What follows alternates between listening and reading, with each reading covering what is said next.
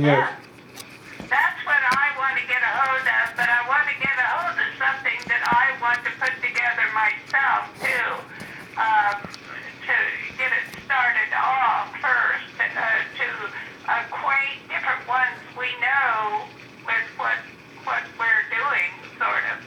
Yeah, that's. You know what I mean, Tom? You understand what I mean, don't you? I do, and I think you're right on that. I agree. And now record. Different people that you can reach in certain ways, and when you know those people, you know them better than I would, or you would. You know what I mean?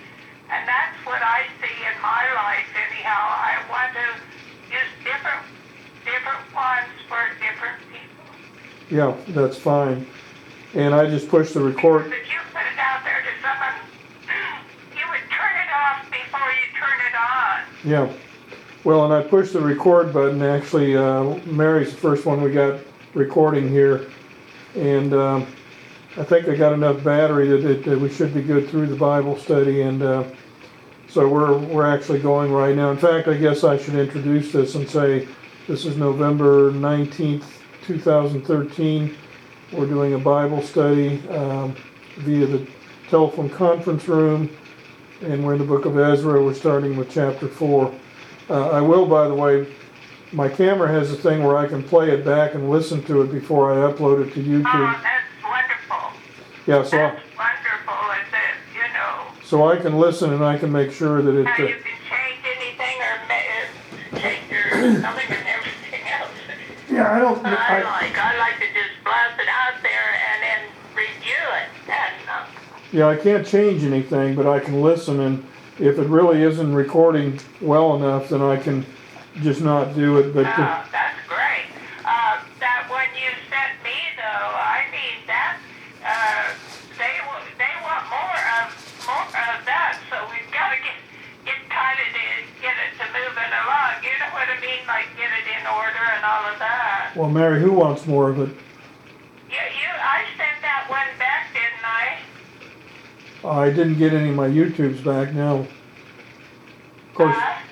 No, it's one you sent me that I sent out, but I'm feeling it out for one particular person right now. Okay. But I thought I sent it back to you and let you know that I thought it was opening a door. Oh yeah, I got that one. You remember that, don't you? I do. That's what I'm thinking about. Like for instance, Rex knows different people than you do, or I do, you know, and you know the difference in people and the way they are kind of thinking in that where others of us wouldn't know that. That's true. And that way we can tread easy instead of, there's people I think in the past that have just jumped out there and knocked them off before they could reach them. That's true. Well, we better get going here. And we're in Ezra 4.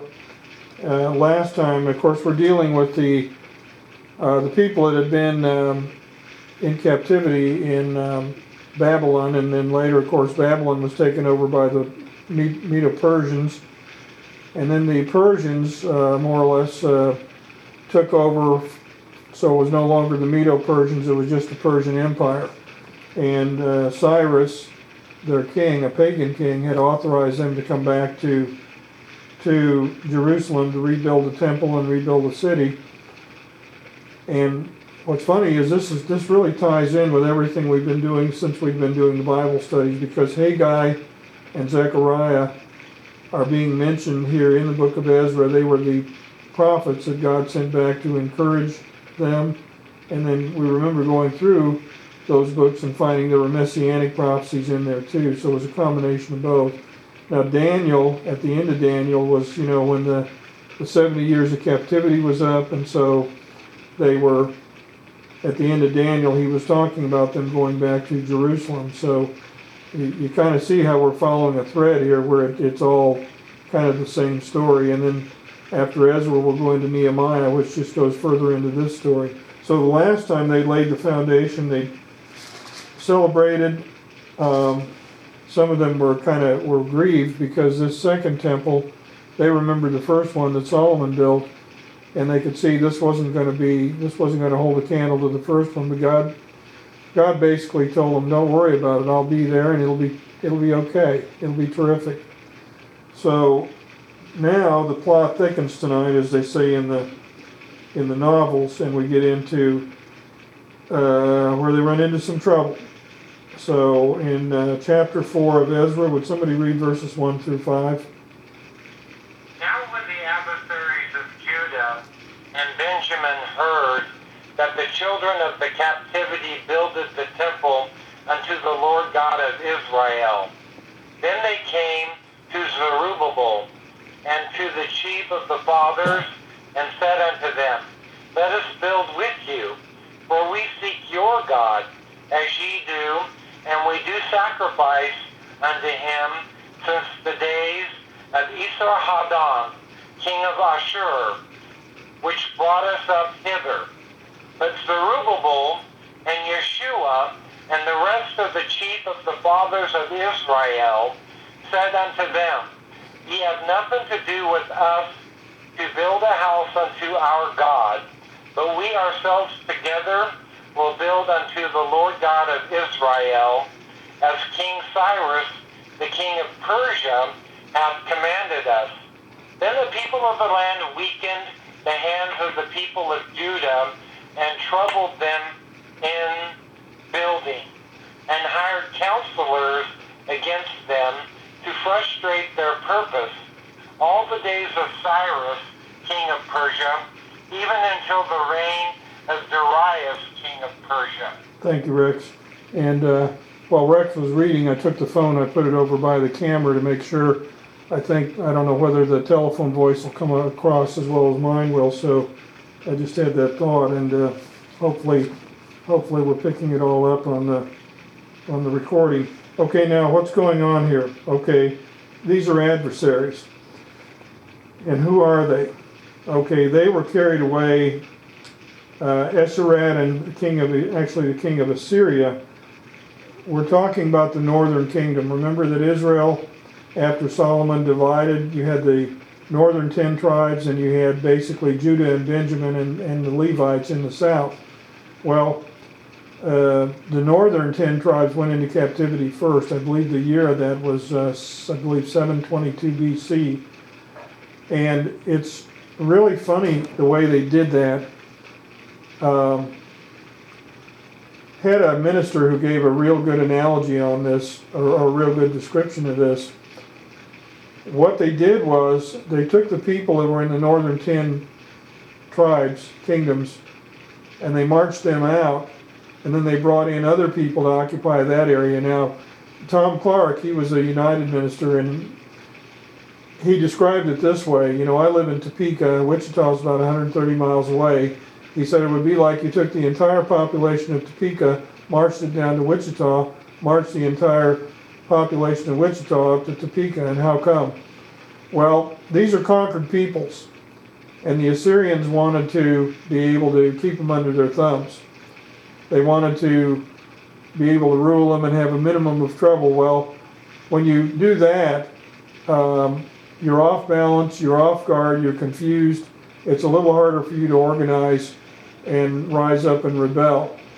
So what happened was, when they took the northern tribes of the Israelites out, they didn't take them all out. They left basically some of the rejects, some of the old, the infirm, the sick, and so forth. But they marched the rest of them out. Well, then they brought in a bunch of pagan peoples from the surrounding area. They intermarried with the remaining Israelites. And what did they call them? Samaritans. This is where the Samaritans came from. Now, the thing was that, by the way, you can read about that. In fact, if you want to put that down for a homework assignment, 2 Kings 17 tells that story. What happened is, of course, they brought in their pagan practices. Now, they intermarried and they thought, well, we're being good Israelites. Well, yes and no.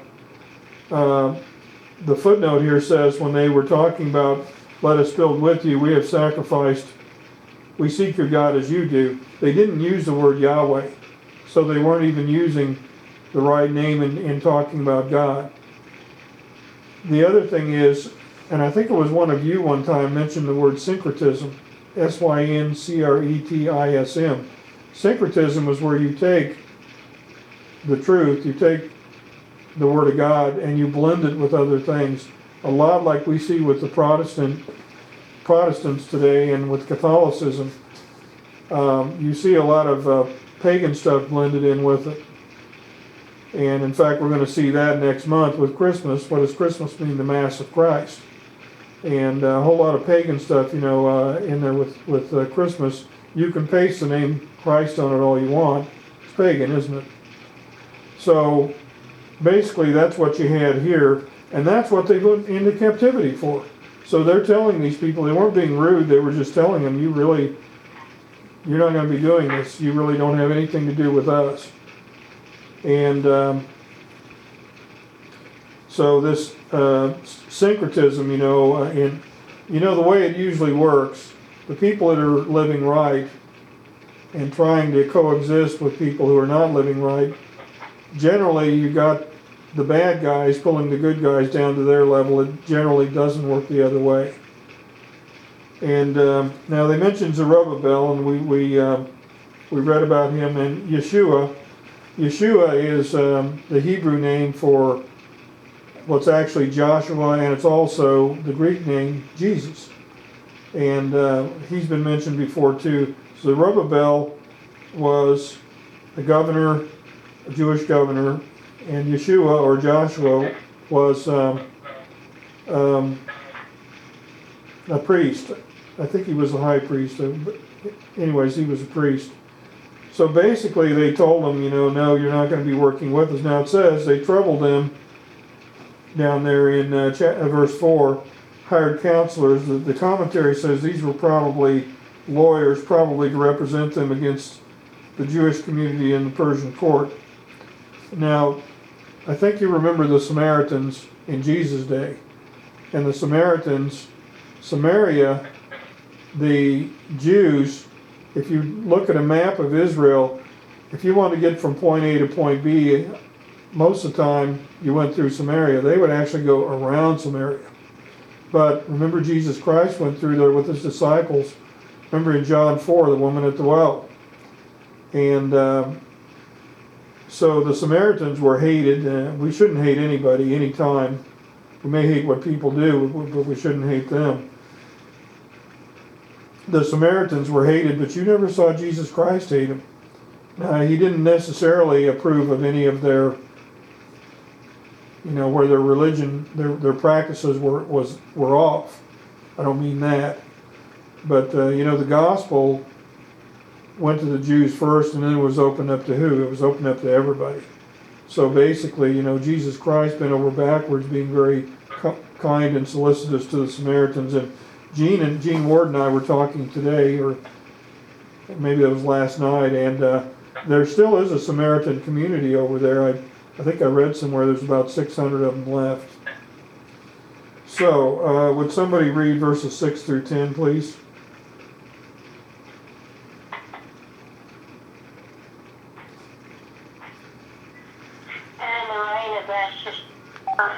Ahasuerus, in the beginning of his reign, they wrote an accusation against the people of Judah and Jerusalem. In the days of Artaxerxes, Bishlam, Mithridates, Tabel, and the rest of their companions wrote to Artaxerxes, king of Persia. Now the letter was written in the Syrian tongue and interpreted in the Syrian tongue. Rehum, the chancellor, and Shimshai, the scribe, wrote a letter against Jerusalem to Artaxerxes, the king, in this way. Then wrote Rehum, the chancellor, and Shimshai, the scribe, and the rest of their companions, the judges, and the emissaries, the consuls, the officials, the Arachite, the Babylonians, the Alamites of Susa, and the rest of the nations whom the great and noble Osnapar brought over and set in the cities of Samaria and in the rest of the province beyond the river and now. Thank you, Gene. Okay, so what are these guys doing? They're tattling. I mean, they see they're rebuilding, they don't like them rebuilding, and so they're tattling. And actually what Gene was reading here, in verse 6, they wrote a letter and they complained to Ahasuerus. In verse 7, they wrote a letter and they complained to his successor. This was a dynasty, by the way. And they wrote a letter to the first Artaxerxes. Apparently both of these letters were ignored. So as we get in here, they're writing to the next Artaxerxes, Artaxerxes Longimanus. So this went on over a period of years and they troubled him. If you remember, when we were doing Haggai and when we were doing Zechariah, that was part of the problem with the people. They were all discouraged and they were worried about the people that were around them. They'd been pressured and on and on and on. So that's what's going on here. So would somebody read, by the way, any questions or any comments or anything? Is everybody tracking okay? Mary, you okay? Yeah, I'm okay. Okay. Verses 11 through 15, would somebody read that, please? This is the copy of the letter that they sent him, even to Artaxerxes the king. Thy servants, the men on this side of the river, and at such a time, be it known unto the king that the Jews which came up from thee to us are come unto Jerusalem, building the rebellious and the bad city, and have set up the walls thereof, and joined the foundations. Be it known now unto the king that if this city be builded, and the walls set up again, then will they not pay toll, tribute, and custom, and so thou shalt endamage the revenue of the kings? Now because we have maintenance from the king's palace, and it was not meet for us to see the king's dishonor, therefore have we sent and certified the king, that search may be made in the book of the records of thy fathers. So shalt thou find in the book of the records, and know that this city is a rebellious city, and hurtful unto the kings and provinces, and that they have moved sedition within the same of old time, for which cause was this city destroyed. Thank you, Rex. You know, they're snitches, they're tattletales, but they're right. I mean, the Jews were troublesome, they were rebellious, and what they're talking about is, the Babylonians had to besiege the city, and they had to fight for it. You find that in the latter chapters of Jeremiah. And in fact, Daniel, when we started Daniel was a captive. Daniel was a captive, and the Babylonians had come in, and so they're causing trouble for him. Now they say in here, King, we're just looking out for your welfare. These are troublesome people. Well, they're not looking out for the king's welfare. I mean, these people troubled the Jews. They troubled the rebuilding of the temple, and of course, at the bottom of all this too is who wants the Jews to fail? Satan. He doesn't want the temple rebuilt. He doesn't want Jerusalem rebuilt. So these people are being stirred up and probably don't even know it, by... That's what's going on today. Well, Gene and I were talking about that this afternoon, Mary, and we just went through some of that, didn't we? Sure did. Yep. Okay, would somebody read 16th? Oh, by the way, the river they keep mentioning is the Euphrates. And if I remember right, this big part of this took part in an area roughly in modern-day Iraq. Would somebody read 16 through 21, please? Notify the king that if this city is built and the walls of it set up, then you shall have no portion beyond the river. The king said in answer to Rahum the chancellor, and to Shimshai the scribe, and to the rest of their companions who dwell in Samaria, and to the rest beyond the river, peace and now. The letter which you sent to us has been plainly read before me, and I decreed, and search has been made, and it is found that this city has risen up against kings in the past, and rebellion and revolt have been made in it. There have been mighty kings also over Jerusalem who have ruled over all the country beyond the river, and toll taxes and customs were paid to them. Now make a decree to cause these men to cease, and that this city be not built until a decree shall be given from me. Okay, thank you, Gene. So he had them stop, but it was stop until I tell you otherwise. And again, he's right. I mean, you know, the Israelites at one time had other nations that were paying tribute to them, you know, paying like tax to them. So it isn't all slanderous, you know. I mean, Jerusalem, I mean, Israel, I mean, well, think of it under Solomon, you know, great, powerful nation, and under David. But their motivation here isn't you know, all looking out for the king or trying to avoid trouble or anything like that. Would somebody take 22, verse 22, and take us to the end of the chapter? Take heed now that you fail not to do this. Why should damage grow to the hurt of the king? Now, when the copy of King Artaxerxes' letter was read before Rehum and Shimshai, the scribe, and their companions, they went up in haste to Jerusalem unto the Jews, and made them to cease by force and power. Then ceased the work of the house of God, which is at Jerusalem. So it ceased unto the second year of the reign of Darius, king of Persia. Thank you, Rex. Okay, so basically they finally succeeded. There's one thing you learn in the Bible too. Sometimes from one verse to another can be many years. And that's what you got up here with, you know, we started out, they wrote one letter, they wrote another letter, they wrote another letter, they finally succeeded, and they got, I don't know if it's really right to say stop, they got suspended, although it went on for a number of years. In fact, I think it was 16 years was one of the gaps, you know. I think we learned that in Haggai or Zechariah, I don't remember which. Everybody okay, or do we need, we have any questions or comments or anything? I've been putting the phone, I got the video, the camera over here to my right on a table.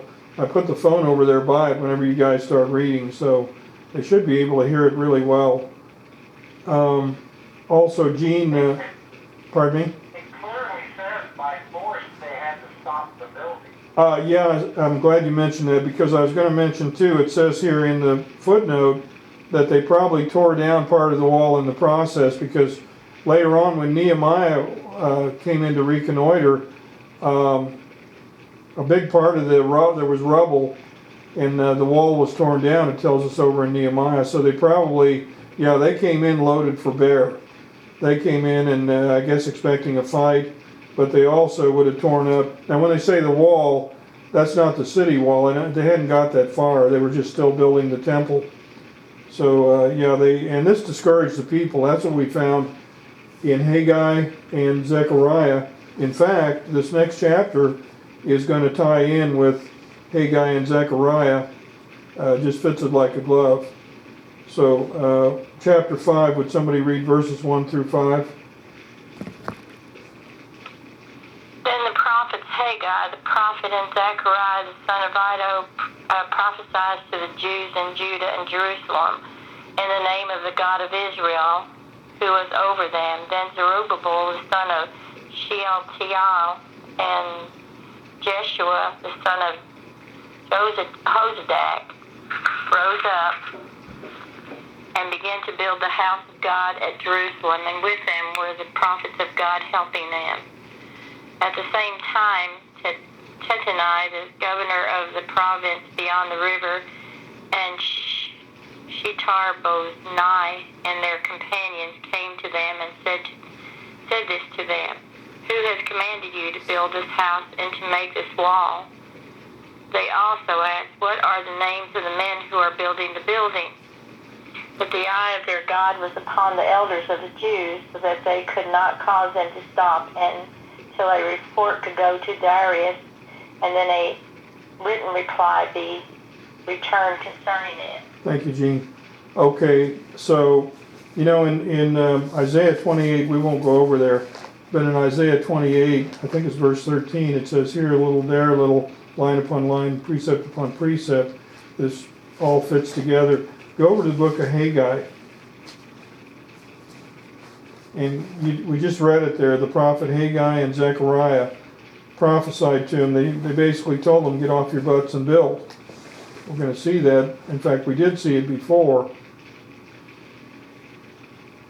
Haggai 1.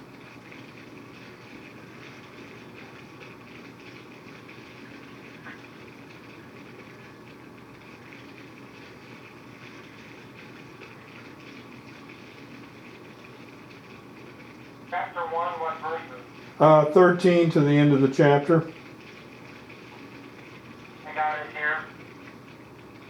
Then spake Haggai, the Lord's messenger, and the Lord's message unto the people, saying, I am with you, saith the Lord. And the Lord stirred up the spirit of Zerubbabel, the son of Shealtiel, governor of Judah, and the spirit of Joshua, the son of Jehozadak, the high priest, and the spirit of all the remnant of the people. And they came and did work in the house of the Lord of hosts, our God, in the 24th day of the 6th month, in the 2nd year of Darius the king. Thank you, Rex. And that's what we just read, didn't we? What we just read back there in Ezra, right? And now let's go over to Zechariah now. And by the way, when we went from Daniel to Zechariah, I want to give some credit here. I asked Jean Ward, I said, do you have any idea where we should go next? She said Zechariah. So the fact that we went there, you can thank her.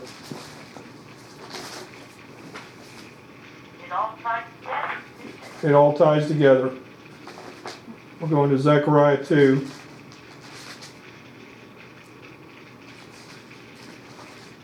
Zechariah 2, what verses? 1 to 5. I lifted up my eyes again and looked, and behold, a man with a measuring line in his hand. Then I said, Where are you going? He said to me, To measure Jerusalem, to see what is its breadth and what is its length. Behold, the angel who talked with me went out, and another angel went out to meet him. And he said to him, Run, speak to this young man, saying, Jerusalem shall be inhabited as towns without walls, for the multitude of men and livestock in her midst. And I, says the Lord, will be to her a wall of fire all around, and will be the glory in her midst. Now that's messianic too, but basically, if you remember all through Zechariah, it was, don't worry about the people that are around you, we've got you covered. Get busy and build a temple, and while you're at it, get busy and build a city. Now, if you remember in Haggai, I see the light flashing on the camera. It's going to cut off our study here. The battery's going to go dead, but we'll go as long as we can. And so the thing was that they were building their homes, but they weren't building the temple, and that's what Haggai got down on them about. So let's go back to Ezra. And let's see. I believe we were ready for, I lost my place. I think we're ready in chapter 5 for verses 6 through 10. We're beginning with verse 1. Then the prophets, Haggai the prophet. No, we did that one. Rex, we did that one, didn't we, guys? Yeah. We did 1 through 5. We're ready for 6 through 10.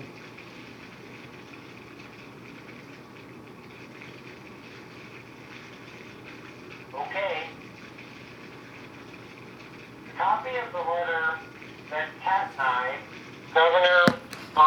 side of the river, and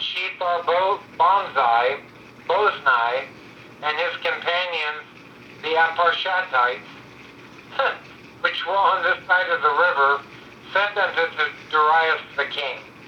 They sent a letter unto him, wherein was written thus unto Darius,